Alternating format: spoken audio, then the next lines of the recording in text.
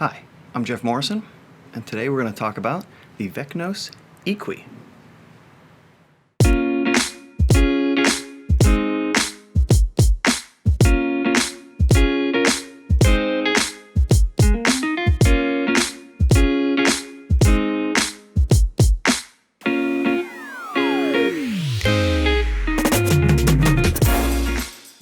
The IQUI is an easy-to-use 360 camera for casual and beginner photographers interested in the creative opportunities possible with 360 photosphere imagery. While the company is new, the people behind it brought us the first consumer 360 camera, the Ryko Theta. The IQUI has a great design and some interesting features, but also some issues. Looking like a cross between a fancy pen, or maybe the neuralizer from Men in Black, it's far sleeker than traditional 360 cameras.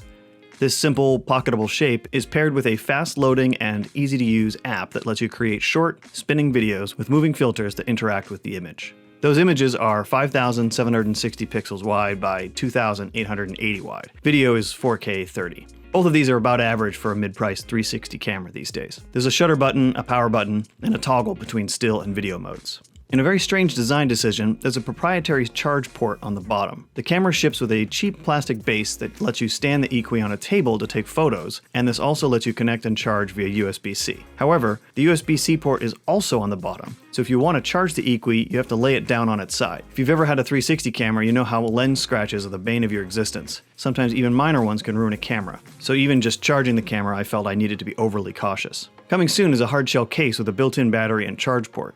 I have to assume the IQUI was designed with this in mind, but it's something you have to purchase separately. Image quality from the 4 lenses is pretty good, at least in bright light. They're fairly detailed with good color and decent contrast.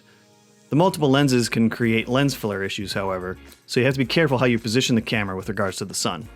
The selling point of the IQUI is the ability to create short, spinny videos created from your photos. There are multiple presets that determine how the images spin and what moving filters are added. It's a bit frustrating though, because there's no other way to export your photos. No tiny planet images, for instance, or ultra-wide panoramas. Worse, at least as of my recording this, there's no way to change the export aspect ratio. It's locked at 1:1, an aspect ratio not required since the early days of Instagram. So if you want to post on, let's say, TikTok, you have to zoom in to fill that app's 9:16 aspect ratio. When the IQUI's videos are only 720 by 720 pixels, that's not going to look great. There's also no video editing in the app at all. You can record 4K 30, at least up to 30 seconds per video, but these recordings save directly to your phone. There's nothing you can do with them in the app. You can post them as 360 videos on YouTube or Facebook, or you can edit them in a third-party app. Vecnos says video isn't a priority, but other less expensive 360 cameras can do what the IQUI can do, plus video editing. I wanted to like the IQUI, I really did. I love the Ryko Theta and all its iterations, and I still love the 360 camera market it created. I mean, most of my channel is talking about or posting 360 camera content.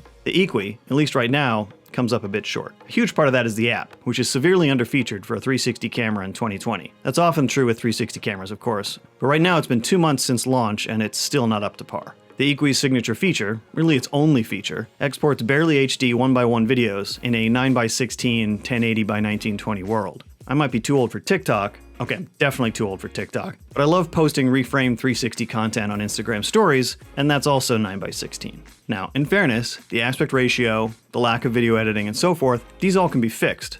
App updates are a lot easier than hardware updates. It's certainly possible that Vecnos will release an update to their app that has more editing options, aspect ratio choices, maybe even some reframing or software image stabilization. I hope so. Really though, the biggest issue is the price. $300 would have been high regardless for a camera with the IQUI specs. If the app is overhauled and updated, and they drop the price to under $200, then it could be a neat product for someone who's not interested or comfortable with a traditional 360 camera. If that happens, I'll gladly give the IQUI another look. Check the description below for my full review on Forbes, and of course, hit like and subscribe. That definitely helps a lot. Thanks for watching!